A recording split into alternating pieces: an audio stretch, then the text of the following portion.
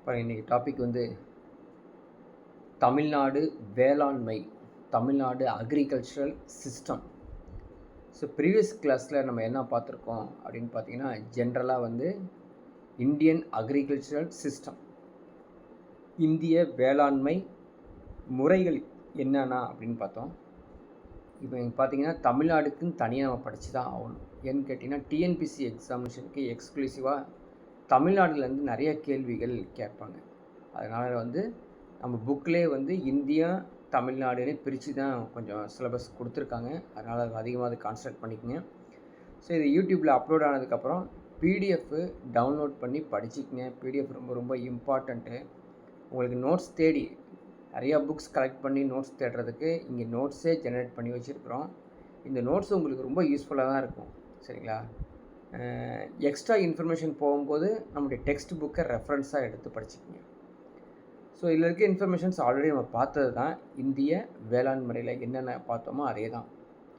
So இங்கே கொடுக்கப்பட்டுள்ளது பார்த்திங்கன்னா 6வது வகுப்புலேருந்து இது கொடுத்துருக்காங்கனால, ஸோ பேசிக்காக இந்த வேளாண்மை அக்ரிகல்ச்சர்னால் என்ன அப்படிங்கிறது கொடுத்துருப்பாங்க. அது ஜஸ்ட் அடி கோத்ரூ பண்ணிக்க தெரிஞ்சு வச்சுக்கிறதுக்காக. ஸோ அக்ரிகல்ச்சர் அப்படிங்கிறது ஒரு லெட்டின் வேர்ட்லேருந்து வந்திருக்குது. ஸோ அகர் அப்புறம் கல்ச்சுரா அப்படிங்கிற மீனிங்கில் வந்திருக்குது. ஸோ அகர் அப்படிங்கிறது லெட்டின் வேர்ட்லேருந்து ஃபீல்டை குறிக்குது. அதே மாதிரி கல்ச்சுரா அப்படிங்கிறது க்ரோயிங். ஸோ இது வந்து லெட்டின் வேர்ட்ஸ் இருந்துட்டு போகுது. பட் அக்ரிகல்ச்சரல் ப்ராக்டிஸ் நம்ம வந்து கம்ப்ளீட்டாக படிச்சுக்கணும். ஸோ வேளாண்மை அப்படிங்கிற ஒரு விவசாய நடைமுறை எப்படி அப்படிங்கிறது நம்ம ஆல்ரெடி பார்த்துருக்கோம் இல்லையா? ஸோ ஆரம்ப காலத்தில் அவங்க விவசாயம் செய்யலை. மக்கள் வந்து விவசாயத்தை செய்யலைங்க. என்ன பண்ணியிருக்காங்க அப்படின்னா கால்நடை தான் வளர்த்துருக்காங்க. ரியரிங் ஆஃப் அனிமல்ஸ் தான் பண்ணியிருக்காங்க. அதுக்கப்புறம் பறவைகள் வளர்த்துருக்காங்க, காடுகள் வளர்த்துருக்காங்க, மீன் பிடித்தொழில் செஞ்சுருக்காங்க. அதோடு சேர்ந்து சாப்பாடுக்கு வழி இல்லாத பட்சத்தில் பயிர்களை சாகுபடி பண்ணியிருக்காங்க. கல்டிவேஷன் ஆஃப் கிராப்ஸ் பண்ணியிருக்காங்க. அதில் தமிழ்நாடு எப்படி இந்த வேளாண்மை தொழில் முக்கியமானது அப்படிங்கிறது மேஜர் ஆக்குபேஷன் இன் தமிழ்நாடு அப்படின்னு எடுத்துக்கிட்டால் ஜென்ரலாகவே இந்தியாவே அக்ரிகல்ச்சரல் பேஸ்டு கண்ட்ரி தான் நம்மளுது. அக்ரிகல்ச்சர் தான் ஃபஸ்ட்டு நம்மளுடைய முக்கியமான தொழிலாக இருந்திருக்குது. பிறகு தான் இண்டஸ்ட்ரியல் டெவலப் ஆகிருக்குது. சரிங்களா? ஸோ இதில் இந்தியா சுதந்திரம் அடைந்ததுக்கு பிறகு 65% மேற்பட்ட மக்கள் வந்து எதை நம்பி இருக்காங்க அப்படின்னா அந்த வேளாண் துறையை நம்பி தான் இருந்திருக்காங்க. அவங்களுடைய so one of the important professionals அப்படின்னு எடுத்துக்கிட்டோம்னா அக்ரிகல்ச்சரல் டிபார்ட்மெண்ட் தான், அக்ரிகல்ச்சர் தான் மெயினாகவே இருந்திருக்குது. ஸோ கேள்விப்பட்டிருப்போம் சுதந்திரத்துக்கு முன்னாடி பேசன்ஸ்ன்னு சொல்லியிருப்போம் இல்லையா? விவசாயிகள் அப்படின்னு பேசன்ஸ். அவங்களாம் வந்து பார்த்திங்கன்னா நிறையா சிரமப்பட்டிருக்காங்க. அங்கேருந்து நம்ம சுதந்திரம் பெற்று தான் இப்போ இன்றைக்கி அக்ரிகல்ச்சர் வந்து சுருங்கிட்டு இருக்குதுங்கிறது ஒரு முக்கியமான தகவல் தான். ஸோ வேளாண்மை எங்கே அதிகமாக இருந்திருக்குது அப்படின்னு பார்த்தீங்கன்னா, so rural people on a large scale. So சிட்டியில் இருக்க வாய்ப்பு இல்லை இல்லையா? சிட்டியை விட்டு இந்த ரூரல் பீப்புளில் தான் அதிகமாக வந்து கிராமப்புற மக்களுக்கு பெருமளவில் வேலைவாய்ப்பு கொடுத்தது இந்த அக்ரிகல்ச்சர் தான். அப்போது வேளாண்மை ஒரு முக்கியமான தொழில் இருக்குது அப்படின்னா எதுக்காக ஆரம்பிச்சிருக்காங்க? அந்த இண்டிவிஜுவலாக நமக்கு தேவையான உணவு food crops of the state, principal food crops, முக்கியமான மாநிலத்துக்கு உணவு பயிர்கள் எது அப்படின்னு பார்த்தீங்கன்னா பேடி, நெல், மில்லட்ஸ், திணை வகைகள், பல்சஸ், பருப்பு வகைகள் தான் முக்கியம். பிறகு கொஞ்ச நாள் கழித்து தான் சுகர் கென், கரும்பு, காட்டன், சன்ஃப்ளவர், கோகனட், கேஷ்யூ, முந்திரி, சில்லிஸ், மிளகாய், ஜிஞ்சிலி, எள்ளு, கிரவுனட், நிலக்கடலை, டீ, காஃபி, கேர்டமாம், ஏலக்காய், ரப்பர், இது மாதிரி ஒரு முக்கிய வணிக பயிர்களாக கேஷ் கிராப்ஸ்னு சொல்கிறோம் இல்லையா? அது மாதிரி மாறி இருக்குது. ஸோ ஜியாகிரபிக்கல் டிட்டர்மினேஷன் அக்ரிகல்ச்சருக்கு தமிழ்நாடு எப்படி இருந்திருக்குது அப்படின்னு பார்த்தீங்கன்னா, ஸோ சிறந்த நிலத்தோற்றமாக இருக்கணும். காலநிலை, மண், நீர்ப்பாசனம் அதெல்லாம் வந்து வேளாண்மைக்கு முக்கியமானது. அதில் தமிழ்நாடு எப்படி இருந்திருக்குது அப்படின்னு பார்த்தீங்கன்னா ஜென்ரலாகவே தமிழ்நாடு ஹில்ஸ், அதே மாதிரி பிளாட்யூஸ், பீடபூமிகள், சமவெளிகள் தான். பல்வேறுபட்ட நிலங்கள் ஒரே மாதிரி இல்லை. ஃபுல்லாக மலையாகவும் இல்லை, பீடபூமியாகவும் இல்லை, சமவெளியாகவும் இல்லை. ஸோ தேவையான அளவுக்கு எல்லா பக்கமும் இருந்திருக்குது. அப்படி இருக்கிற சுச்சுவேஷனில் பிளைன்ஸ் சமவெளிகள் அப்படிங்கிறது ஒரு முக்கியமான சூட்டபிள் ஃபார் அக்ரிகல்ச்சர் இல்லையா? அந்த பிளைன்ஸ் எங்கே அப்படின்னு பார்த்தீங்கன்னா கண்டிப்பாக Kaveri. So plains of Kaveri அப்படிங்கிறது ஒரு முக்கியமானது. டெல்டா பகுதி சொல்கிறோம். காவேரி சமவெளி. ஏன் காவேரி சமவெளி சொல்கிறோம் அப்படின்னு பார்த்தீங்கன்னா அங்கே தான் வந்து அலுவியல் சாண்ட் இல்லைங்களா, வண்டல் மண் அதிகமாக இருக்கக்கூடிய பகுதி. அதுக்கப்புறம் பீடபூமி, அதுக்கப்புறம் வந்து வேளாண்மைக்கு ஏற்றதாக இருக்கக்கூடிய பிரதேசங்கள் எல்லாமே வந்து ஓரளவுக்கு இருக்குது. ஸோ கிளைமேட்டிக் கண்டிஷனில் தமிழ்நாட்டில் எப்படி இருக்குது அப்படின்னா ட்ராபிக்கல் ஜோன். ஆக்சுவலி எப்படி இருக்குது? ட்ராபிக்கல் ஜோன், வெப்பமண்டல பகுதி தான் தமிழ்நாடு. அது எதுக்கு வெப்பமண்டல பகுதியாக இருக்கிறதுக்கு காரணம்னா which is nearer to the equator, பூமத்திய ரேகைக்கு அருகில் இருப்பதனால ஒரு ட்ராபிக்கல் கிளைமேட்டை நம்ம வந்து சந்திக்க வேண்டியதாக இருக்குது. டெம்பரேச்சர் பேசிக்கலி எப்படி இருக்கும்? Relatively high almost through out the year. So high அப்படிங்கிறது அவங்க வந்து ஜஸ்ட் 21 டிகிரி 25 டிகிரியாக ஹை தான் சொல்கிறாங்க மற்ற இடத்த கம்பேர் பண்ணுறப்ப. ஸோ தமிழ்நாட்டு முழுவதும் ட்ராபிக்கல் கிராப்ஸ் தான் நம்ம கல்டிவேட் பண்ண முடியுது. அதாவது வெப்பநிலை இருக்கனால வெப்பநிலைக்கு தகுந்த பயிர்கள், வெப்பமண்டல பயிர்களை தான் நம்ம வந்து பயிரிட முடியுது. அது இல்லாமல் ஏன் காரணம் வெப்பமண்டல பயிர்கள் பண்ணுறோம் அப்படின்னா என்ன தேவை? So water is another limiting factor of the agriculture. So நீர் இருக்கணும் இல்லையா? ஸோ வானம் பார்த்த பூமி அப்படிங்கிற பிளேஸ்லேயும் நம்ம வந்து நீர் வேணும். அப்படி இருக்கும்போது தமிழ்நாடுக்கு ஒரு முக்கியமானது என்ன அப்படின்னா மான்சூன். அதில் நார்த் ஈஸ்ட் மான்சூன், வடகிழக்கு பருவக்காற்று ஒரு முக்கியமானது. அதுதான் the major cropping season begins with this season. அதான் வந்து மான்சூன், நார்த் ஈஸ்ட் மான்சூன், வடகிழக்கு பருவக்காற்றுன்னு சொல்கிறோம் இல்லையா? அது வந்து நமக்கு நிறையா நீர் ஆதாரத்தையும் கொடுக்குது. அதே மாதிரி பயிர்கள் வளர்வதற்கும் முக்கியமான ஒரு சீசனாக காணப்படுது. அடுத்த ஒரு ஃபேக்டர் எடுக்கிறோன்னு வச்சுங்களேன், soil is one of the most essential elements of agriculture. மண் இருக்கணும், பாறைகள், அதே மாதிரி கரிசல் மண்கள்லாம் இருந்துச்சு அப்படின்னா நம்ம வந்து அலுவியல் சேண்ட் நம்மளுக்கு கிடைக்காம போயிடும். அதனால் வந்து நல்ல ஒரு சேண்ட் இருக்கணும். அந்த சேண்ட் எப்படி இருக்கும் அப்படின்னா பயிர்கள் மற்றும் தாவரங்களின் வளர்ச்சிக்கு தேவையான கனிம சத்துக்கள், ஊட்டச்சத்துக்கள் இருக்கணும். சும்மா இருந்து பிரயோஜனம் இல்லை, சரிங்களா? அப்படி எங்கே கிடைக்குது அப்படின்னு பார்த்தீங்கன்னா ஒரு 2 பிளேசஸ் வந்து பார்க்குறோம். ஒன்று வந்து இந்த ரிவர் வேலிஸ், ஆற்று பள்ளத்தாக்குகள், அதுக்கப்புறம் கோஸ்டல் பிளைன்ஸ், கடற்கரை சமவெளி பகுதிகள். அங்கெல்லாம் வந்து அலுவியல் சாயில் வந்து அதிகமாக இருக்கிறனால அங்கே வந்து கல்டிவேஷன்ஸ், மகசூல்ஸ், சாகுபடி அதிகமாக கிடைக்குது. இன்னொரு பக்கம் பார்த்தீங்கன்னா இரிகேஷன் சிஸ்டம். அந்த இரிகேஷன் சிஸ்டம் இந்த பருவமழையை வந்து இன்கேஸ் போயிருந்துச்சு அப்படின்னா நம்ம நீர்ப்பாசன வசதி செஞ்சு வச்சுருக்கணும். ஆனால் வந்து பருவ காலத்தில் மட்டும்தான் இது மழை பெய்யுது, மற்ற காலத்தில் மழை பெய்யல அப்படின்னா அதை சமாளிக்க தெரியணும். அப்போ மாநிலத்தில் பொறுத்த வரைக்கும் பயிர் சாகுபடி சிறப்பாக நடைபெற நீர்ப்பாசனம் ஒரு முக்கியமான இன்றியமையதாக இருக்குது. அப்படி ஒரு முக்கியமான நீர்ப்பாசனங்கள் நிறைய நம்ம வந்து எடுத்து பார்த்தோம்னா டேம்ஸ் மறக்க முடியாது இல்லையா? நிறைய டேம்ஸ் வந்து வச்சுருக்கிறோம். அதே மாதிரி சின்னதாக இருக்கக்கூடிய நம்முடைய காவேரி ஆற்று பள்ளத்தாக்கு நடுவில் இருக்கக்கூடிய கரிகாலன் கட்டினது கல்லணை மறக்க முடியாது. ஏன்னா அங்கே வரக்கூடிய நீர் அப்படியே அந்த தஞ்சாவூர், கும்பகோணம், புதுக்கோட்டை, பட்டுக்கோட்டை பகுதி, அந்த பகுதியெல்லாம் இன்னும் பார்த்தீங்கன்னா டெல்டா பகுதியில் பிரித்து வந்து நீரை கால்வாய் மூலமாக அந்த கல்லணை வழியாக பிரியும் பொழுது நமக்கு என்ன கிடைக்குது? நிறையா வந்து மானாவாரி பயிர்கள் பயிரிட முடியுது. So rain fed crops are cultivated in also dry regions அப்படிங்கிறது ஒரு முக்கியமானது, சரிங்களா? அதில் நம்ம ஃபார்மிங் டைப்ஸ் எப்படி இருக்குது, வேளாண்மை வகைகள் எப்படி இருக்குதுன்னு சொல்லி நம்ம ஏற்கனவே இந்தியன் அக்ரிகல்ச்சர் பேட்டர்ன் அப்படி இருக்கு இல்லையா, அதில் பார்த்தோம். அதே தான் இங்கேயும் அதே தான் கொஞ்சம் டிஃப்ரெண்ட்டாக தமிழ்நாட்டுக்கு ரிலேட்டடாக பார்க்க போகிறோம். தீவிர தன்னிறைவு வேளாண்மை, தோட்ட வேளாண்மை, கலப்பு வேளாண்மை, இது எல்லாமே நம்ம அங்கே பார்த்தோம், சரிங்களா?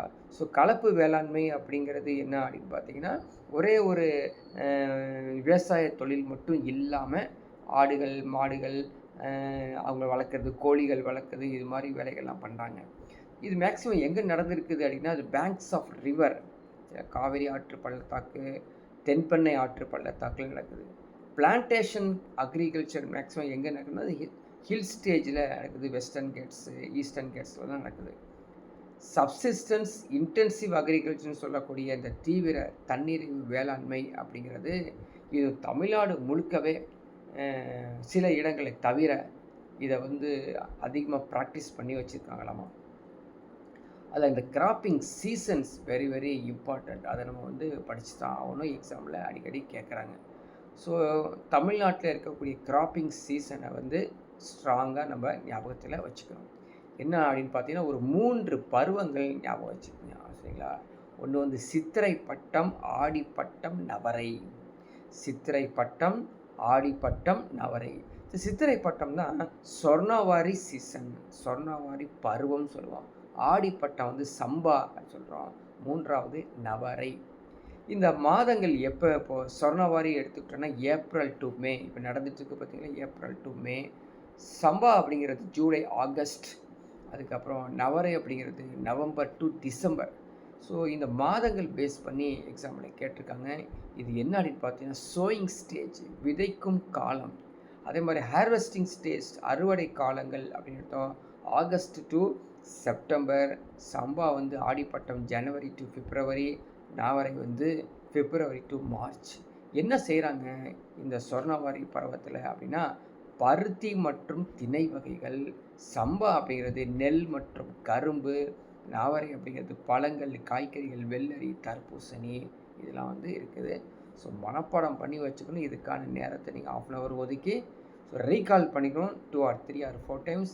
ஸோ ரெகுலர் ஆஸ்க்டு கொஷின்ஸ் வந்து இந்த சீசன் தமிழ்நாடு சீசன்லேருந்து டிஎன்பிசியில் கொஷின்ஸ் கேட்குறாங்க, படித்து வச்சுக்கோ. நெக்ஸ்ட்டு ஒன்று பார்க்க போகிறது என்ன அப்படின்னு பார்த்தீங்கன்னா தமிழ்நாட்டில் முக்கிய பயிர் அப்படின்னா பேடி, நெல் தான் இல்லையா முக்கியமான பயிர். அதான் வந்து உணவு பயிராக இருக்குது. ஃபுட் கிராப்ஸ் ஆஃப் தமிழ்நாடு அப்படின்னா இதுதான். இது வந்து பார்த்திங்கன்னா முக்கியமாக நம்ம சாப்பிட்டுட்டு இருக்கிறது பாருங்கள் பொன்னி அப்படிங்கிற ஒரு அதாவது பேடி ஒன்று. அடுத்தது கிச்சடி சம்பா அப்படிங்கிறது ஒரு முக்கியமானது. இந்த 2 paddy grown in Tamil Nadu, the varieties of paddy grown in Tamil Nadu அப்படிங்கிறது பொன்னி, கிச்சடி, சம்பா.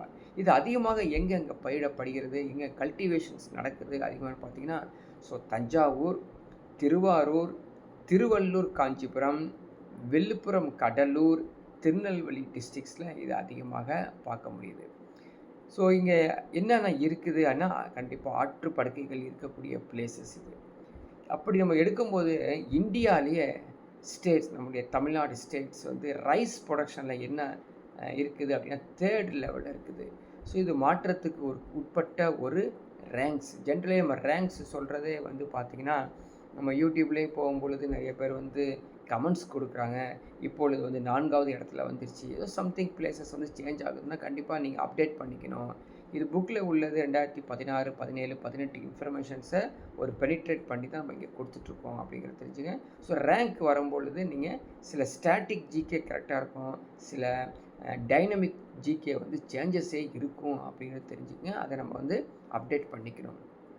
சரி, ஸோ நெல் உற்பத்தியில் தமிழகம் வந்து எத்தனைனா 3வது இடத்துல இருக்குது அப்படின்னா அதில் முக்கியமான காரணம் இந்த தஞ்சாவூர் டிஸ்ட்ரிக்ட் தான் அதிகமாக வந்து ப்ரொடக்ஷன் பண்ணிகிட்டு இருக்கோம் அப்படிங்கிறத நம்ம தெரிஞ்சு வச்சுக்கிறோம்.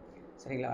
இதில் வந்து டெல்டா பகுதியில், தமிழ்நாட்டில் காவிரி டெல்டா பகுதியில் நெல் உற்பத்தி செய்கிறோம் இல்லைங்களா, அதை வந்து நம்ம என்ன சொல்கிறோம், த கிரானரி ஆஃப் தமிழ்நாடு அப்படின்னு சொல்கிறோம். தமிழ்நாட்டின் நெற்களஞ்சியம் அப்படிங்கிறது தான் அந்த தஞ்சாவூர் இல்லையா, தஞ்சாவூர் தான் தமிழ்நாட்டின் நெற்களஞ்சியம் அப்படிங்கிற ஒரு நேம் கொடுக்குறாங்க. ஸோ இந்த பிளேஸ்லலாம் சும்மா விடலை, சும்மாலாம் அவங்க வந்து தஞ்சாவூரை சும்மா வைக்கலைங்க. என்ன பண்ணி வச்சுருக்காங்க பாருங்கள், Tamil Nadu rice research institute is an industrial research institute working field of rice under Tamil Nadu agricultural university இருக்காங்க இல்லையா. தமிழ்நாடு அக்ரிகல்ச்சர் யூனிவர்சிட்டி எங்கே இருக்காங்க, கோயம்புத்தூரில் இருக்காங்க. ஸோ அவங்க என்ன பண்ணுறாங்க அப்படின்னு பார்த்தீங்கன்னா தமிழ்நாடு முழுவதும், அது முக்கியமாக தஞ்சாவூர்லலாம் வந்து பார்த்திங்கன்னா இவங்க இந்த ரைஸை வந்து எப்படி மகசூல் வந்து இன்க்ரீஸ் பண்ணுறது அதுக்கான வேலைகளை வந்து ஆராய்ச்சி நிறுவனம் போல் அவங்க ஒர்க் பண்ணுறாங்க. அதில் வந்து Aduthurai Thanjavur district it was established April 1985 இன் டானோ. அங்கே ஒன்று இருக்குது இல்லையா, தஞ்சாவூரில் ஒன்று இருக்குது. அதே மாதிரி நம்ம கோயம்புத்தூரில் ஒன்று இருக்கிறது, அக்ரிகல்ச்சரல் யூனிவர்சிட்டிஸ். இவங்க வந்து உட்காந்து நிறையா திங்க் பண்ணி நிறையா ரிசர்ச் பண்ணி நிறையா வந்து நெல் சாகுபடி உற்பத்தி எப்படி வந்து அதிகப்படுத்துவது அப்படின்னு யோசிக்கிறாங்க. சரிங்களா. அடுத்தது பாருங்கள், மில்லட்ஸ், திணை வகைகள் அப்படிங்கிறது. ஸோ இது வந்து இதுவும் ஒரு உணவு பயிர் தான். அதில் என்னன்னா திணை வகைகள் அப்படின்னா சொர்க்கம் அப்படிங்கிறது, ஜோவர், சோளம், சின்ன சோளம்னு சொல்லுவோம், உருண்டை உருண்டையாக வெள்ளையாக இருக்கும். ராகி, கேழ்வரகுன்னு சொல்லுவோம். பாஜ்ரா, கம்பு, இதெல்லாம் வந்து நம்ம தமிழ்நாட்டில் இருக்கக்கூடிய மேஜர் மில்லட்ஸ். இந்த பயிர்கள் என்ன சிறப்பு அப்படின்னா, வறண்ட பிரதேசங்களில் மட்டும் இல்லாமல் கடற்கரை சமவெளிகளிலும் இது விளைச்சல் கொடுக்குது. இது முக்கியமானது இல்லையா. So not only in dry areas, also grown in coastal plain ஏரியாஸ்னு தெரிஞ்சிருக்கணும். அதில் முக்கியமான பிளேசஸ் என்ன அப்படின்னு பார்த்தீங்கன்னா கோயம்புத்தூர் பிளேட்டூ, அதுக்கப்புறம் கம்பம் வேலி, இங்கெல்லாம் வந்து இந்த சோளம், கம்புலாம் வந்து அதிகமாக பயிரிடுறாங்க அப்படின்னு தெரிஞ்சுக்கணும். ராகி பொறுத்த வரைக்கும் கோயம்புத்தூர், தருமபுரி, வெள்ளூர், கடலூர் டிஸ்ட்ரிக்டில் வந்து அதிகமாக பயிரிடப்படுகிறது. ஒவ்வொரு திணை வகைகளும் எங்கெங்கே அதிகமாக பயிரிடப்படுது என்று கூறப்பட்டுள்ளது. நீங்கள் வந்து ஒரு சார்ட் மாதிரி போட்டு படித்து வச்சுக்கணும், கேட்பாங்க. பாஜ்ரா இங்கே ராமநாதபுரம், திருநெல்வேலி, கரூர், பெரம்பலூர், சேலம் டிஸ்ட்ரிக்ஸ் இந்த பகுதியிலலாம் அதிகமாக பண்ணுறாங்க. ஒரு இயர் இந்தியாவில் அப்சர்வ் பண்ணுறாங்க. என்ன அப்படின்னு பார்த்தீங்கன்னா, 2018 அப்படிங்கிற ஒரு ஆண்டு the national years of millets. இதை நீங்கள் வந்து 2 or 3 டைம்ஸ் வந்து படித்து ஞாபகத்தில் வச்சுக்கணும்.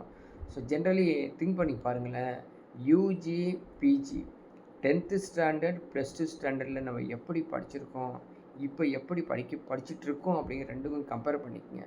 ஸோ 10th ஸ்டாண்டர்ட், +2, யூஜிலலாம் நம்ம வந்து ஒரு பேராகிராஃபை வந்து படிச்சுட்டு போய் நிற்போம். அங்கே ஒரு கொஸ்டின் கேட்குறாங்க, அந்த கொஸ்டின்ஸை வந்து மனப்பாடம் பண்ணியிருக்கிறது அல்லது புரிஞ்சிக்கிட்டது எழுதுகிறோம். இங்கே காம்படிட்டிவ் எக்ஸாம்ஸில் என்னங்க அப்படின்னு பார்த்தீங்கன்னா, கொஸ்டினும் கொடுத்துருவாங்களாமா, ஆன்சரும் கொடுத்துருவாங்களாமா. நம்ம தான் தேடி கண்டுபிடிக்கணும் அந்த ஆன்சரை. அப்போது அந்த தேடி கண்டுபிடிக்கக்கூடிய ஆன்சருக்கு என்ன தேவைப்படுது அப்படின்னா, ஒரு முறையாவது நீங்கள் படிச்சிருக்கணும். ஒரு முறையாவது படிச்சிருந்தா டக்குன்னு ஞாபகத்தில் வந்துடும். இப்போ இதெல்லாம் இது ஆன்சர் வராது, அதுதான் அது ஆன்சர் வரும், ஏ தான் வராது, பி தான் வரும் அப்படின்னு சொல்லி ஈஸியாக சொல்லலாம். ஆனால் அந்த அட்லீஸ்ட் ஒன் டைமாவது சிறப்பாக படித்து வச்சுக்கோங்க. சரிங்களா. இது இல்லாமல் அடுத்தது மில்லட்ஸ்க்கு எஃப்ஏஓனா ஃபுட் என்னங்க, ஃபுட் அக்ரிகல்ச்சரல் ஆர்கனைசேஷன் இருக்குங்களா, அவங்க வந்து உலக உணவு மற்றும் வேளாண்மை கழகம். அவங்க வந்து ஒரு 2023 ஆண்டை சர்வதேச திணைப்பயிர்கள் ஆண்டாக அனுசரிக்கப்பட்டுள்ளது. 2021 இப்போ ரீசெண்டாக முடிஞ்சது. எஃப்ஏஓ என்ன பண்ணாங்க, international years of millets. So already ஒரு இயர் பார்த்தோம், 2018 வந்து national years of millets, 2023 international years of millets அப்படிங்கிறதெல்லாம் நீங்கள் படித்து வச்சுக்கணும். அது பல்சஸ், பருப்பு வகைகள் அப்படின்னா ஒன்றாவது மேஜர் சோர்ஸ் ஆஃப் புரோட்டீன். சும்மா வந்து ஃபைபர் ஐட்டம்ஸ், அதே மாதிரி உணவு வயிறு நிறையக்கூடிய பொருட்கள், ரைஸு அப்படின்னு இல்லாமல் பருப்பு வகைகள் இருந்தால் தான் புரோட்டீன் சத்து கிடைக்கும். ஸோ இந்த புரோட்டீன் சத்து கிடைக்கக்கூடிய இந்த பருப்பு வகைகள் என்னென்னா டிஃப்ரெண்ட், அதாவது வகைகளாக காணப்படுது அப்படின்னா, பெங்கால் கிராம், கொண்டை கடலைன்னு சொல்லுவாங்க, பிளாக் கிராம், உளுந்து, கிரீன் கிராம், பச்சை பயிறு, கவுப்பி, துவரம் பருப்பு, ஹார்ஸ் கிராம், தட்டை பயிறு, இது குதிரவாள்னு சொல்கிறாங்க இல்லையா, இதெல்லாம் வந்து தமிழ்நாட்டில் இருக்கக்கூடிய ஒரு முக்கியமான பல்சஸ் பருப்பு வகைகளாக இருக்காங்க. அதில் பருப்பு வகைகள் என்ன பிரச்சனை அப்படின்னா, அந்த வளர்ச்சிக்கு the wide range of climatic conditions இருக்கணுங்க. அதாவது காலநிலை எப்படி இருக்கணும், பரவலாக காணப்படணும். வறண்ட நிலப்பகுதியில் நீர்ப்பாசன வசதியோட நீர்ப்பாசனம் இன்றி அதை வந்து பயிரக்கூடிய முக்கியமான ஒரு பருப்பு வகையாக இருக்கும். அதை வந்து பார்த்திங்கன்னா குளிர்காலத்திலையும், மிதமான குளிர்காலத்திலையும், மழை பொழிவிலும் அது பயிரிட உகந்ததாக இருக்கணும். ஸோ பருப்பு வகைகள் பொறுத்த வரைக்கும் கால்நடைகளுக்கு ஒரு மிகச்சிறந்த தீவனம் இது. நம்ம வந்து பருப்புகள் எடுத்து சாப்பிட்டாலும் அதனுடைய ஃபைபர் கண்டென்ட் இருக்குது பார்த்தீங்களா, நார்ச்சத்து, அது வந்து கால்நடைகளுக்கு தீவனமாக மாறியது. சரி, எங்கே இது அதிகமாக ப்ரொடக்ஷன் பண்ணக்கூடிய இடம் அப்படின்னு பார்த்தீங்கன்னா, ஆல் டிஸ்ட்ரிக்ஸ், அதான் ஃபஸ்ட்டு தெரிஞ்சுக்கணும். எல்லா மாவட்டத்துலேயும் நம்ம பயிரிடுறோம். எக்ஸப்ட் சிட்டிஸ் இருக்கக்கூடிய சென்னை, ஹில்ஸ் இருக்கக்கூடிய நீலகிரி, அதுக்கப்புறம் கன்னியாகுமரி, இதை தவிர்த்து மற்ற எல்லா இடத்துலையும் வந்து பார்த்திங்கன்னா பருப்பு வகைகள் பண்ணுறாங்க. அதில் சில முக்கியமான பருப்பு வகைகள் எடுத்துக்கிட்டோன்னா கோயம்புத்தூர் தான் டாப்பில் இருக்காங்க. எதுனா பெங்கால் கிராம் அப்படின்னு சொல்கிறோம் இல்லையா, கொண்டை கடலை. அந்த கொண்டை கடலை வந்து கோயம்புத்தூரில் அதிகமாக பயிரிடப்படுகிறது அப்படின்னு தெரிஞ்சுக்கங்க. அதே மாதிரி ரெட் கிராம் துவரம் பருப்பு அப்படிங்கிறது வெள்ளூர், கன்னியாகுமரி டிஸ்ட்ரிக்ஸ் அப்படிங்கிறத தெரிஞ்சுக்கிறோம். அதே மாதிரி பிளாக் கிராம்னு சொல்லக்கூடிய கருப்பு உளுந்து இல்லையா, கருப்பு உளுந்து, இது கருப்பு உளுந்தும் அதுக்கப்புறம் க்ரீன் கிராம்ஸ் சொல்லக்கூடிய பச்சை பயிர்கள் வந்து திருவாரூர், நாகப்பட்டினம், தூத்துக்குடி மாவட்டங்கள் அப்படின்னு சொல்லி மனப்பாடம் பண்ணி வச்சு அவனுக்கு சும்மாலாம் படித்தா நிற்காது, கன்ஃபியூஸ் ஆயிரும். அடுத்த ஹார்ஸ் கிராம் சொல்லக்கூடிய அந்த பயிர், கொள்ளு பயிர்னு சொல்லக்கூடியது எங்கே அப்படின்னு பார்த்தீங்கன்னா கொஞ்சம் ட்ரை பிளேசஸாக காணப்படக்கூடிய தர்மபுரி, கிருஷ்ணகிரி டிஸ்ட்ரிக்ஸ் அப்படிங்கிறதும் நம்ம ஞாபகத்தில் வச்சுக்கணும். சரிங்களா? ஸோ அடுத்தது பாருங்கள், எண்ணெய் வித்துக்கள், ஆயில் சீட்ஸ் அப்படின்னு எடுத்துக்கிட்டோம்னு வச்சுங்களேன். அந்த ஆயில் சீட்ஸ் என்னென்னா அப்படின்னு பார்த்தோம்னா அந்த நிலக்கடலின்னு சொல்லக்கூடிய கிரவுண்ட்நட், ஜிஞ்சிலி ஆயில், எள் இல்லையா, கேஸ்டர், ஆமணக்கு, கோகனட், சன்ஃப்ளவர், மஸ்டர்ட்னு சொல்லக்கூடிய கடுகு, இதெல்லாம் வந்து ஒரு முக்கியமான தமிழ்நாட்டில் பயிரிடக்கூடிய எண்ணெய் வித்துக்கள் அப்படின்னு தெரிஞ்சுக்கிறோம். ஸோ இதில் வந்து பார்த்திங்கன்னா மேக்ஸிமம் எதுக்கு யூசஸ் அப்படின்னு பார்த்தீங்கன்னா எல்லாம் இண்டஸ்ட்ரியல் பர்பஸ்க்கு தான் இந்த ஆயில் சீட்ஸ் வந்து யூஸ் ஆகுது. எதுக்கு?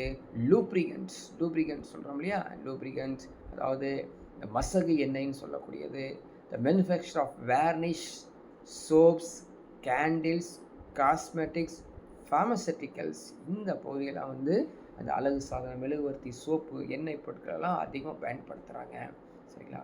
அதில் ஆயில் சீட்ஸ்லேயே வந்து சாதாரணமாக வந்து ஸோ அப்படி நெக்ஸ்ட்டு வந்து பார்த்தீங்கன்னா கிரவுண்ட்நட் இல்லையா, groundnut is the major oil seeds of the state. அதான் முக்கியமானது. மாநிலத்திலே வந்து எண்ணெய் வித்துக்களில் முக்கியமான பயிர், அதிகமாக பயிரிடக்கூடிய பயிர் அப்படின்னு பார்த்தீங்கன்னா நிலக்கடலை அப்படின்னு மறக்க முடியாது. ஸோ அனைத்து விவசாயம் ஒரு அவங்களுடைய நிலத்தில் வந்து நிலக்கடலை கண்டிப்பாக போட்டிருப்பாங்க, அதை பார்த்துருப்போம் இல்லையா. வேறு எங்கெல்லாம் இந்த கிரவுண்ட்நட் போட்டிருக்காங்க அப்படின்னு பாருங்கள், வேலூர், திருவண்ணாமலை, விழுப்புரம், சேலம், புதுக்கோட்டை ஆகிய மாவட்டங்களில் நிலக்கடலை வந்து அதிகமாக உற்பத்தி செய்யக்கூடியது. அடுத்தது வந்து பார்த்திங்கன்னா கோகனட் பொறுத்த வரைக்கும் கோயம்புத்தூர் தான் ஃபஸ்ட்டு வருது. அதுக்கப்புறம் Thanjavur, Kanyakumari districts. So next வந்து பார்த்திங்கன்னா சுகர் கேன், கரும்பு. இது ஜென்ரலி என்ன சொல்லுவாங்க, கேஷ் கிராப்ஸ், வாணிப பயிர் அப்படின்னு சொல்லுவாங்க. இது ஆக்சுவலாக இந்த பயிர் வந்து பார்த்திங்கன்னா ஓராண்டு பயிர்.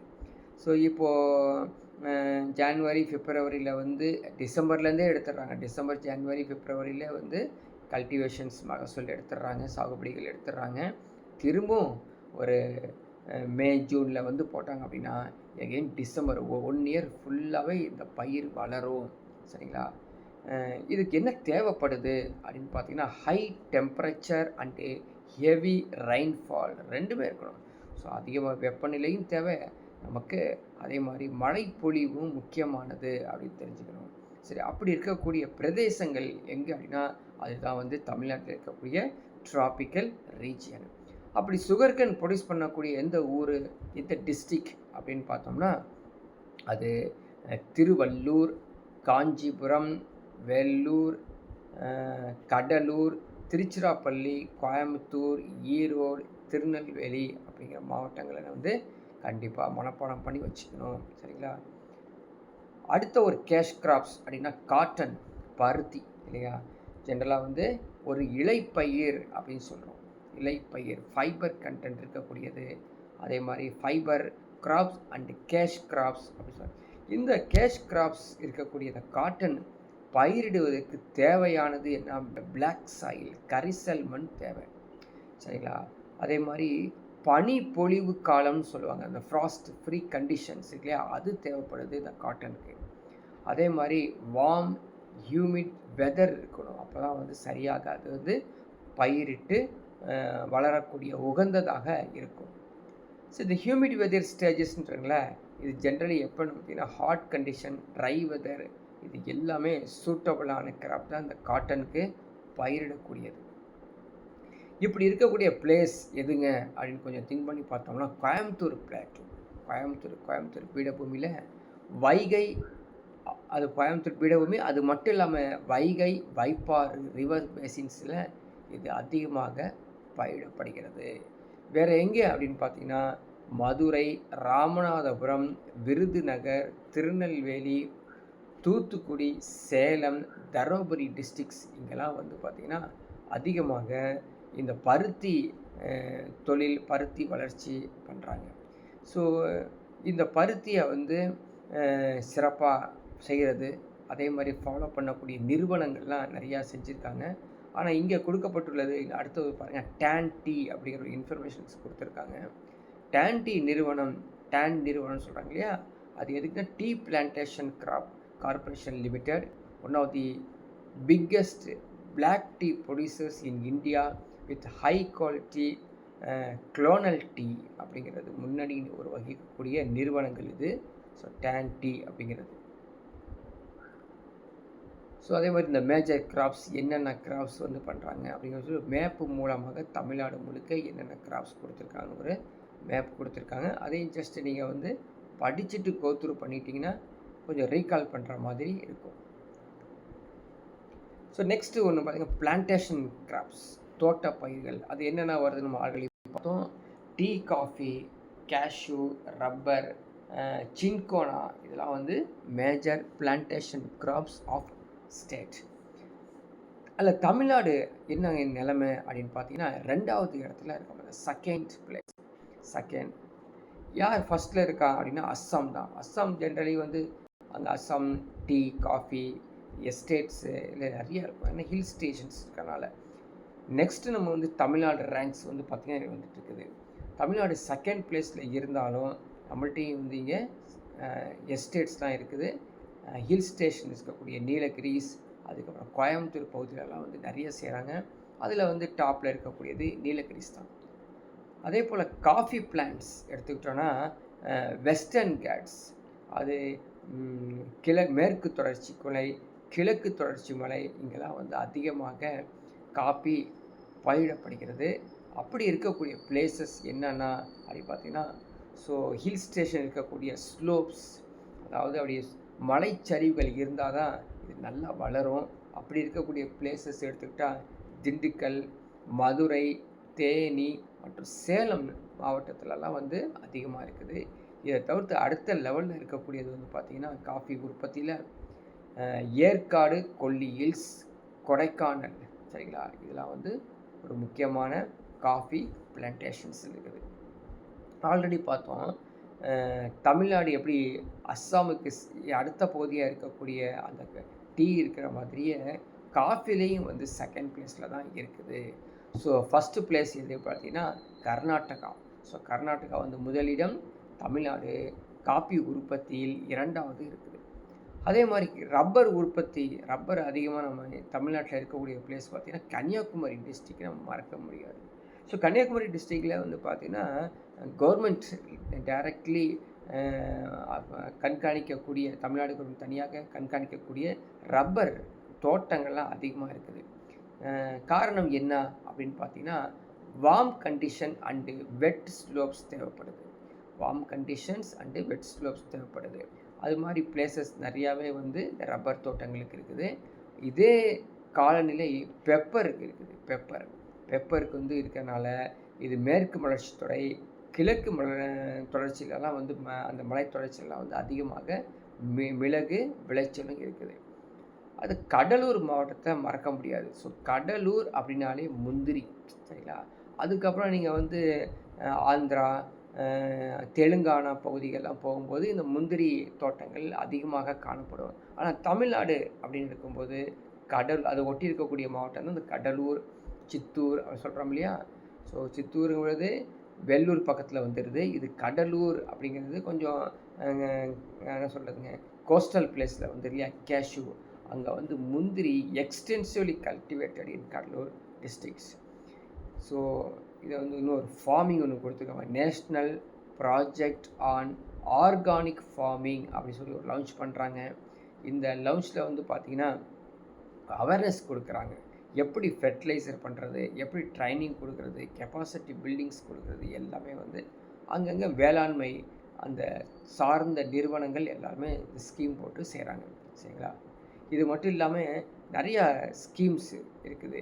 கரிம பொருள்களை வந்து மறுசுழற்சி செய்வது, தொழிற்கூடங்கள், உயிரி உரங்கள், உயிர் பூச்சி கொல்லிகள் எல்லாமே உற்பத்தி செய்வதற்கு ஒரு முக்கியமான நிதி உதவிகளாக வந்து கொடுத்துட்ருக்காங்க. ஸோ அடுத்த வந்து பார்த்திங்கன்னா கால்நடை வளர்ப்பு. நெக்ஸ்ட் ஒன்று பாருங்கள், லைஃப் ஸ்டாக்ஸ் சொல்லக்கூடிய அனிமல் ஹஸ்பண்டரி.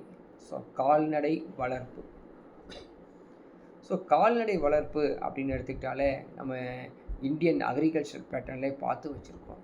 நிறையா அனிமல்ஸ் ஹஸ்பண்டரியில் வந்து பார்த்திங்கன்னா மில்க்கு மற்றும் மீட் இல்லையா, இறைச்சிக்காகவும் அதுக்கப்புறம் மாதிரி நிறையா மில்க் ப்ரொடக்ஷன் பண்ணுறதுக்காக தான் வச்சுருக்காங்க. ஆனால் முதலில் பார்க்கக்கூடியது எதுன்னு பார்த்தீங்கன்னா கோட், வெள்ளாடுகள். ஆல்ரெடி படிச்சிருக்கோம், அந்த புவர் மேன்ஸ் கவ் ஏழை மக்களின் பசு என்று அழைக்கப்படுவது இந்த வெள்ளாடு. சரிங்களா? இது வளரக்கூடிய அல்லது அந்த அடாப்டேஷன்ஸ் பண்ணக்கூடிய பிளேசஸ் அப்படின்னு பார்த்தீங்கன்னா very important component dry land farming system இது. ஸோ ஒரு புன்சை வேளாண் அமைப்பில் தான் இது முக்கிய அங்கு இருக்குது. இது மட்டும் இல்லாமல் இந்த பசு எருமை வளர்ப்பிற்கு ஏற்பில்லா இடங்கள் சில விளிம்புகள்லாம் காணப்படுதாமா, அங்கெல்லாம் இது மாற்றாக இந்த வெள்ளாடுகள் வளர்க்குறாங்க. சரிங்களா? இதுக்கு வெள்ளாடு வளர்க்குறதுக்கு என்ன தேவைப்படுது அப்படின்னா அதோடைய லோ இன்வெஸ்ட்மெண்ட். சரிங்களா? ஸோ லோ இன்வெஸ்ட்மெண்ட், அதே மாதிரி அதிக லாபமும் பெறக்கூடிய சிறு குறு விவசாயிகளுக்கு இது ரொம்பவும் பயன்படக்கூடியது இந்த வெள்ளாடு வளர்ப்பு. ஸோ இந்த வெள்ளாடு வளர்ப்புக்கு அடுத்தபடியாக இருக்கக்கூடியது இந்த மாடுகள்.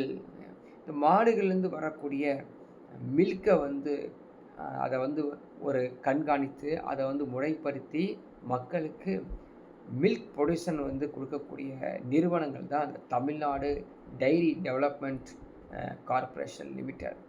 இதோடைய அடுத்த லெவல் மாறி அடுத்த ஒரு மாற்றமாக வந்தது தான் Tamil Nadu cooperative milk producer federation limited. அவங்க வந்து இருக்கக்கூடிய அந்த ஆவின் நிறுவனம், ஒரு காலத்தில் டிஎன்பிசியில் ஆவின் நிறுவனம் வந்து யாருடைய டிபார்ட்மெண்ட் கண்ட்ரோலில் இருக்குதுன்னு கேட்ட ஒரு காலம், அல்லது Tamil Nadu diary development corporation Tamil Nadu cooperative milk producer பண்ணக்கூடிய பிராண்டட் மில்க் எது அப்படின்னு சொல்லி கேட்டது ஒரு பழைய காலம். ஒரு 10-15 வருடங்களுக்கு முன்னாடி கேள்வி கேட்டாங்க. இப்போலாம் இது வந்து ஒரு ரொம்ப பிரபலமான கேள்வியாக மாறினால அது கேட்குறதில்ல. அடுத்தது பாருங்கள், கோட்டுக்கு அடுத்தபடியாக ஷீப்பு, செம்மறி ஆடு ரொம்ப முக்கியமானது. இறைச்சிக்காகவும் மீட்டு, மில்க், ஸ்கின், மேன்யூஸ், ஊல் எல்லாத்துக்காகவும் இது இறைச்சிக்காக பண்ணுறாங்க. இது கம்பளி, இறைச்சி, பால், தோல் மட்டும் இல்லாமல் உரோமம் இல்லையா, இது வந்து வளரக்கூடிய பிளேசஸ் பார்த்திங்கன்னா வறண்ட மற்றும் அரை வறண்ட பகுதிகள், அதான் முக்கியமானது. அதாவது the arid and semi-arid mountainous area of தமிழ்நாட்டில் இது வந்து செம்மறி ஆடுகள் வளர்க்கப்படுகிறதாமா. செம்மறி ஆடுகள் ஒரு முக்கிய வருவாய் ஆதாரமாக இருக்குது. ஸோ முக்கிய ஆதாரங்க. நிறைய பக்கம் வந்து பார்த்திங்கன்னா ஆடு அது மார்க்கெட் இல்லையா, ஸோ மாடு மார்க்கெட் மாதிரி ஆடு மார்க்கெட்லாம் இருக்குது, ஆட்டு சந்தை. அந்த ஆட்டு சந்தையில் வந்து அதிக வருமானம் கொடுக்கக்கூடியது செம்மறி ஆடுகள் தான். ஸோ அடுத்த ஒரு விவசாய தொழில் அப்படின்னு பார்த்தீங்கன்னா மீன் பிடித்தல். ஸோ மீன் பிடித்தலுடைய ஒரு முக்கியமான தொழில் தமிழ்நாடை பொறுத்த வரைக்கும் 3வது இடத்துல இருக்குது. சரிங்களா? தமிழ்நாடு கடற்கரை அதை பொறுத்து பார்க்கவும் 3வது இடத்துல இருக்குது. So fishing since the Tamil Nadu is coastal ஸ்டேட்டில் தான் அதிகமாக பண்ணுறாங்க. ஸோ இது முக்கியமான ஒரு மேஜர் ஆக்குபேஷன். இதை பொறுத்த வரைக்கும் உள்நாட்டு மீன் பிடித்தல் என்பது பரந்த அளவில் காணப்படும் நீர்த்தேக்கங்கள், ஆறுகள் இந்த பகுதியில் தான் அதிகமாக பண்ணுறாங்க. ஸோ அடுத்தது ஒன்று எடுத்துக்கிட்டோன்னா இந்த மெரின் ஃபிஷ்ஷிங். நமக்கு தமிழ்நாடு பொறுத்த வரைக்கும் 41,412 ஸ்கொயர் கிலோமீட்டர் கான்டினென்ட் ஷெல்ஃப்ஸில் வந்து நம்ம வந்து Tamil Nadu one of the leading state in marine fish production அப்படின்னு தெரிஞ்சுக்கிறோம். கிட்டத்தட்ட 1076 கிலோமீட்டர் தூரம் நம்ம கடற்கரையை வச்சுருக்கோம் அப்படிங்கிறதும் தெரிஞ்சு வச்சுக்கிறோம். அந்த மெரின் ஃபிஷ் இருக்கு இல்லையா, அது எப்படி இருக்குதுன்னா இன்ஷோர் ஃபிஷ் ஆர் நெர்டிக் ஃபிஷ்ஷிங் அப்படிங்கிற முக்கியமானது. சரிங்களா, இயந்திரம் மற்றும் பெரிய படகுகளை பயன்படுத்தி நம்ம வந்து மீன் பிடித்தல் தொழில் செஞ்சிட்ருக்கோம். இதை வந்து பார்த்திங்கன்னா உள்ளே இறங்கி பெருங்கடல்லையும் நம்ம வந்து மீன் பிடிக்கிறோம். கடற்கரையிலேருந்து சில கிலோமீட்டர் தூரம் வரையும் மீன் பிடிக்கிறோம். சரிங்களா, இதை வந்து கடலோர மீன் பிடிப்பு அப்படின்னு சொல்லி இந்த இன்ஷோர் ஃபிஷ்ஷிங் அப்படின்னு சொல்லுவாங்க. இதுவே வந்து பார்த்திங்கன்னா பக்கத்துலேயே போயிட்டு ஒரு 20லேருந்து 30 மைல் தூரம் மட்டும் கடற்கரையில் போயிட்டு மீன் பிடிச்சிட்டு வந்தாங்க அப்படின்னா அவங்களுக்கெல்லாம் வந்து பார்த்திங்கன்னா ஆஃப் ஷோர் ஃபிஷ்ஷிங் அப்படின்னு சொல்லுவாங்க. அதுவே வந்து 100 அல்லது 10க்கு மேற்பட்ட அடிகள் ஆழத்தில் போயிட்டாங்கன்னா ஆழ்கடல் மீன் பிடிப்பு அப்படின்னு சொல்கிறோம். ஸோ நமக்கு கிடைக்கக்கூடிய மீன்லாம் ஈஸியாக நம்ம ஞாபகம் வச்சுக்க முடியும். நம்ம ஏரியாவிலே சாதாரண மார்க்கெட்லேயே நம்ம பார்க்கக்கூடியது. சரிங்களா, sharks, flying fish, conch, catfish, silver bellies, கிராப்ஸ்லாம் நம்ம பார்க்குறோம். சுறா, பறவை மீன், சங்கு மீன், கழுத்து, வெள்ளி, வயிறு மீன், இது மாதிரி மீன் வகைகள், நண்டு வகைகள் எல்லாமே வந்து இந்த ப்ரொடக்ஷனில் இருக்கக்கூடியது. எங்கே இது செய்கிறாங்க அதிகமாக பாருங்கள், ஏறத்தாழ 40% பங்களிப்பு கொடுக்கக்கூடிய மாவட்டங்களை நம்ம ஞாபகம் வச்சுக்கணும்.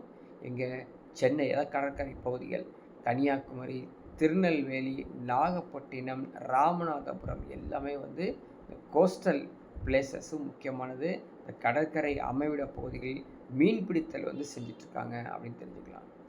அடுத்தது இந்த மீன் பிடித்தலுடைய உள்நாட்டு மீன் பிடிப்பு எப்படி இருக்குது அப்படின்னு உள்நாட்டு மீன் பிடிக்கிறதுக்கு என்ன இருக்கும், லேக்ஸ் இருக்கணும், rivers, ponds, estuaries, backwaters and swamps இருந்தால் மட்டும்தான் நம்ம வந்து உள்நாட்டில் மீன் பிடிப்பு செய்ய முடியும்.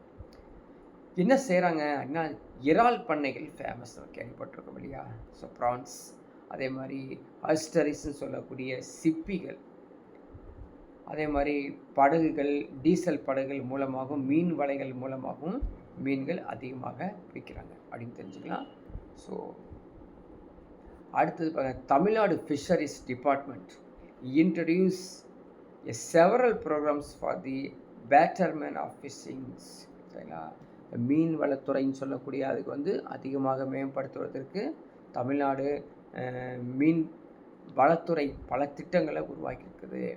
Vellur districts leads the production of inland fish production 10% of the state production அப்படின்னு தெரிஞ்சுங்க.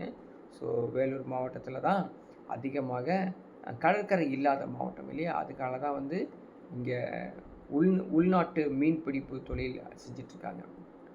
அதுக்கு அடுத்தது வந்து பார்த்திங்கன்னா கடலூர், சிவகங்கை, விருதுநகர் டிஸ்ட்ரிக்ஸ் ரிமைனிங் இருக்கக்கூடிய 9% இன்லேண்ட் ஃபிஷ் கேட்ச்லாம் பண்ணிகிட்ருக்காங்க. ஸோ இது வரைக்கும் நம்ம வந்து இந்த மாநிலத்தில் பொறுத்த வரைக்கும் 1.25% பங்களிப்பு இந்த மீன்பிடி துறை வந்து கொடுத்துட்ருக்காங்க. இந்த ஃபார்மர்ஸ் ஆஃப் இந்தியா என்ன அதிகமாக எதிர்கொள்ளக்கூடிய விவசாயிகளுடைய பிரச்சனைகள் என்ன அப்படின்னு பார்த்தீங்கன்னா, அவங்க வந்து small and fragmented land holdings வச்சுருக்காங்களாமா, அதனால அவங்களுக்கு பிரச்சனையாக இருக்குது. இது மட்டும் இல்லாமல் the problems of small and fragmented holdings is more serious is densely populated and intensely cultivated states in India. So நில உடைமையாளர்கள் வந்து மிகவும் துண்டாக்கப்பட்ட பிரிஞ்சு செக்மெண்டராக இருக்காங்க. அதிக செலவு ஆயிடுது. அதே மாதிரி சம்டைம்ஸ் வளமற்ற மண் கூட நம்ம வந்து இன்ஃபர்டைல் சால்வோட வச்சுருக்கிறோம். அதனால் ஸோ ப்ரொடக்ஷன்ஸ், அதாவது விவசாயிகள் வந்து ஃபேஸ் பண்ணக்கூடிய முக்கியமான இஷ்யூஸ். இப்போது தற்காலத்தில் நவீன காலத்தில் என்ன பிரச்சனை வருது அப்படின்னா, நிறைய வீடுகள், கட்டிடங்கள், ஸோ அர்பனைசேஷன்ஸ் நிறையா போயிட்டுருக்கனால நீர்ப்பாசன பற்றாக்குறைவு ஏற்படுது. ஸோ இந்தியாவில் 1/3 வேளாண்மை நிலப்பகுதியே பாசன வசதிக்கு பெற்றிருக்குதாமா. இது ஆபத்தானது. ஸோ இப்படியே போனால் நம்ம என்ன பண்ணுறது, பேக்கடு ஃபுட்டு தான் போய் ஆகணும், ப்ரொடக்ஷன் ஃபுட்டுன்னு போக முடியாது. ஸோ லேக் ஆஃப் மெக்கானைசேஷன்ஸ், இயந்திரமயமாக்கல் வந்து கொஞ்சம் குறைச்சி தான் இயந்திரமயம்னா இன்றைக்கி வந்து விவசாயிகளை வச்சுக்கிட்டே வந்து நாட்டு நடுறது போகிறது வர்றது செய்யாமல் மாடர்னைசேஷன் பண்ணக்கூடிய மெக்கானைசேஷன்ஸ் இயந்திரமயமாக்கல் செய்யவே இல்லை. செஞ்சேன்னா அதிகமாக மகசூல், அதிகமாக ப்ரொடக்ஷன் வந்து பார்க்கலாம். ஸோ வேளாண்மை வந்து பெரிய லெவலில் பண்ணணும் அப்படின்னா இந்த இயந்திரம் முக்கியமானது. பெரும்பாலான பகுதிகளில் வந்து மனிதர்களே வேலை செய்கிறத வந்து தவிர்க்கணும், செஞ்சிட்ருக்காங்க அப்படின்னு. அடுத்த பாருங்கள், சாயில் எரோஷன். ஸோ காற்று, நீரின் மூலமாக மண் அரிப்பு நடக்கிறனால அவங்களுக்கு வந்து விவசாயம் குறையுது. அதே மாதிரி வேளாண் சந்தைகளை அதிகப்படுத்தணும், அக்ரிகல்ச்சரல் மார்க்கெட்டிங் வந்து அதிகப்படுத்தணும். So due to options of sound marketing facility, the farmers have to depend on local traders, middlemen for the disposal of their farm products which is sold at low price. சில நேரத்தில் நம்ம கேள்விப்பட்டிருப்போம், தக்காளிகளாக வந்து சும்மா கீழே கொட்டுவாங்க. ஏன் அப்படின்னு பார்த்தீங்கன்னா, ப்ரொடக்ஷன் காஸ்ட்டே 10 ரூபா இருக்குதுன்னு வச்சுக்கோங்க. ஆனால் வந்து அது வந்து சந்தையில் விலைக்கு போகிறது 5 ரூபாயிலையும் 6 ரூபாயிலையும் 4 ரூபாயிலையும். அப்போது ஒரு கிலோவுக்கு வந்து 3 ரூபா 4 ரூபா லாஸ்ட்டில் போகிறத மொத்தமாகவே லாஸ்ட்டில் போட்டு சொல்லி கொட்டிடுவாங்க. ஸோ இதெல்லாம் வந்து நம்ம ஸ்ட்ரீம்லைன் பண்ணி கொஞ்சம் டெவலப் பண்ணணும் அப்படிங்கிறது ஸோ ஃபார்மர்ஸோடைய இஷ்யூஸ். இது மட்டும் இல்லாமல் இன்அடிக்குவேட் ஸ்டோரேஜ் ஃபெசிலிட்டிஸ்லாம் இருக்குது. இன்அடிக்குவேட் ஸ்டோரேஜ், சேமிப்பு கடன்கள் வந்து இன்னும் வசதி இல்லாமல் இருக்குதுன்னு அதிகப்படுத்தணும். கிராம பகுதிகளில் விவசாய சேமிப்பு கிடங்கு வந்து ஆரம்பிக்கணும் அல்லது மேம்படுத்தணும் அப்படிங்கிறது விவசாய கண்ணோட்டத்தில் வந்து பார்க்கக்கூடியது. சரிங்களா? ஸோ நெக்ஸ்ட்டு அப்படின்னு பார்த்தீங்கன்னா, விவசாயிகள் எதிர்கொள்ளும் பிரச்சனைகளை வந்து இப்போ பார்த்ததை ஒரு மேப் மூலமாக கொடுத்துருக்காங்க. ஸோ இதையும் வந்து நீங்கள் படிச்சுக்கணும், வெரி வெரி இம்பார்ட்டன்ட். இது குறைவான இன்ஃபர்மேஷன்ஸ் தான் கொடுத்துருக்காங்க. இதுக்கான வீடியோஸ் நம்ம வந்து நீங்கள் ப்ளேலிஸ்ட்டில் போயிட்டு அங்கே வந்து பார்த்திங்கன்னா ஜாகிரஃபின்னு இருக்கும், அதை கிளிக் பண்ணிங்கன்னா so agriculture revolutions in India அப்படின்னு சொல்லி, ரெவல்யூஷன்ஸ் ஆஃப் இந்தியா என்னென்னா வந்து புரட்சிகள் நடந்திருக்குது, அக்ரிகல்ச்சரல் ப்ரொடக்ஷன் என்னென்ன நடந்திருக்குது அப்படின்னு சொல்லி ஒரு வீடியோவை விட்டுருக்கேன். அது கொஞ்சம் அனிமேட்டட் மாதிரி இருக்கும். அதை கொஞ்சம் பார்த்தீங்கன்னு வச்சுக்கலேன், இன்னும் நிறையா வந்து இன்ஃபர்மேஷன்ஸ் வந்து நீங்கள் அதுலேருந்து எடுத்துக்கலாம். தமிழ்லேயும் இருக்குது, இங்கிலீஷ்லேயும் இருக்கும். பாருங்கள், எல்லோ ரெவல்யூஷன்ஸ் எதுக்காக அப்படின்னு கேட்பாங்க, படித்து வச்சுக்கோ. ஆயில் சீட் ப்ரொடக்ஷன் பண்ணுறதுக்காக. ப்ளூ ரெவல்யூஷன் வந்து ஃபிஷ் ப்ரொடக்ஷனுக்கு. ப்ரௌன் ரெவல்யூஷன் வந்து லெதர், கொக்கோ. அதே மாதிரி கோல்டன் ஃபைபர் ரெவல்யூஷன்ஸ் ஜூட் ப்ரொடக்ஷனுக்காக. அதே மாதிரி கோல்டன் ரெவல்யூஷன்ஸ் எகெயின் வந்து பார்த்திங்கன்னா fruits, honey productions, horticulture development. Grey revolution வந்து ஃபெர்டிலைசர்ஸ்க்கு. Pink revolutions onion and pharmaceutical brand production. Evergreen revolution வந்து ஓவரால் ப்ரொடக்ஷன் ஆஃப் அக்ரிகல்ச்சர்ஸ். பாருங்கள் எப்படி வித்தியாசம் இருக்குது அப்படின்னு. சில்வர் ப்ரொடக்ஷன் அப்படிங்கிறது egg. Silver fibre cotton. Red மீட்ஸுக்கு. Round அப்படிங்கிறது potato. Green revolutions food grains. White revolutions milk production அப்படின்னு சொல்லி மனப்பாடம் பண்ணி வச்சுக்கணும். இதுலேருந்து கொஷின்ஸ் வந்து ரெகுலராக வந்து அட்லீஸ்ட் ஒன்றாவது கேட்டுக்கிட்டே இருப்பான். அதே மாதிரி அந்த வீடியோ நான் சொன்னேன் பார்த்தீங்களா, அந்த வீடியோவில் பார்த்தீங்கன்னா எந்த ஆண்டு எந்த புரட்சி நடந்திருக்குது, யாரால் நடத்தப்பட்டுள்ளது அப்படிங்கிற டீட்டெயில்ஸும் அந்த வீடியோவில் கொடுத்துருப்பேன், போய் படித்து பார்த்துங்க. ஸோ இல்லாதவங்க நீங்கள் வந்து சேட் பண்ணி கேட்டிங்கன்னா உங்களுக்கு வந்து அந்த வீடியோ நான் வந்து ஷேர் பண்ணுறேன், ஓகேங்களா? ஸோ இது வரைக்கும் தமிழ்நாடு அக்ரிகல்ச்சரல் பேட்டர்ன் முறைகள் எல்லாமே பார்த்தோம். இப்போ ப்ரீவியஸ் இயர் கொஷின்ஸ் சிஸ்டத்தில் வந்திருக்கும். ஸோ ப்ரீவியஸ் இயர் கொஷின்ஸ் கொஞ்சம் பாருங்கள், இன்ட்ரெஸ்டிங்காக இருக்கும். கொஷின்ஸ் எப்படி கேட்டு வச்சுருக்காங்க பாருங்கள். அதாவது பஞ்சம், பரவலான நோய், பட்டினி, இறப்பிற்கு வழிவகுக்கும் வறட்சி எது அப்படின்னு கேட்டிருக்காங்க. சரி, அப்படி இருக்கக்கூடிய அந்த வறட்சி, அந்த ஸ்டார்வேஷன், அந்த ட்ராட் எது அப்படின்னு பார்த்தீங்கன்னா மெட்ரோலஜிக்கல் ட்ராட்டு அப்படிங்கிறது இல்லை, வானிலை புரட்சிலாம் இல்லை, சரிங்களா? அதே மாதிரி ஹைட்ராலஜிக்கல் ட்ராட்டு, நீர்நிலை புரட்சி அது கிடையாது. சோசியோ எக்கனாமிக் ட்ராட்டும் கிடையாது. ஸோ டைரக்ட்லி அக்ரிகல்ச்சரல் ட்ராட் அப்படிங்கிறது ஒரு முக்கியமானது.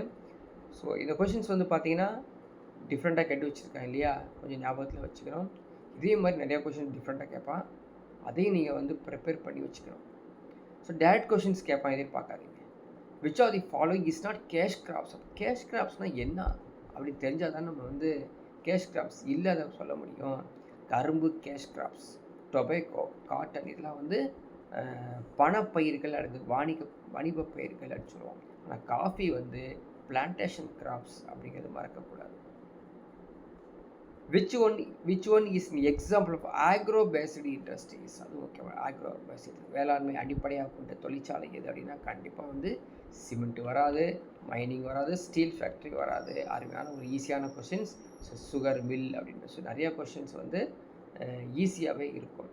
ஆனால் யார் வின்னரு, யார் அச்சீவர் அப்படின்னு பார்த்தீங்கன்னா நிறையா பேர் வந்து அந்த கொஷினை அட்டன் பண்ணாமல் போயிடுறது அல்லது தவறாக அட்டன் பண்ணிட்டாங்கன்னு வச்சுக்கோங்களேன். அதை நம்ம சரியாக அட்டன் பண்ணிட்டோம் அப்படிங்கிற கொஷின்ஸை வந்து அதிகமாக இருக்கும் பொழுது நம்ம அது வின்னனாக மாறிடுறோம். நெக்ஸ்ட் ஒன் பாருங்கள், காஃபி ப்ரொடியூசரில் இந்தியா, தமிழ்நாடு இல்லை, இந்தியா வந்து இந்த காஃபி உற்பத்தி செய்வதில் எத்தனாவது நாடு அப்படின்னா 7th கண்ட்ரி அப்படிங்கிற 7th லார்ஜஸ்ட் ப்ரொடியூசர் கண்ட்ரி அப்படிங்கிறது குளோபலி தெரிஞ்சு வச்சுக்கணும். அடுத்தது பாருங்கள், சம்மர் சீசன் கிராப்பிங். ஸோ இந்தியாவில் சம்மர் கோடைக்கால பருவ வேளாண்மை வந்து ஜென்ரலாக ஒரு பருவ வேளாண்மைன்னு கொடுத்தாங்கன்னா அது தமிழ்நாடு இருக்காது. கண்டிப்பாக வந்து இதுக்கு தான் இருக்கும், இந்தியாவுக்கு தான் இருக்கும். இன்கேஸ் மென்ஷனே பண்ணுவாங்க தமிழ்நாடா அப்படின்னு கேட்கும்போது மட்டும் சொல்லணும்.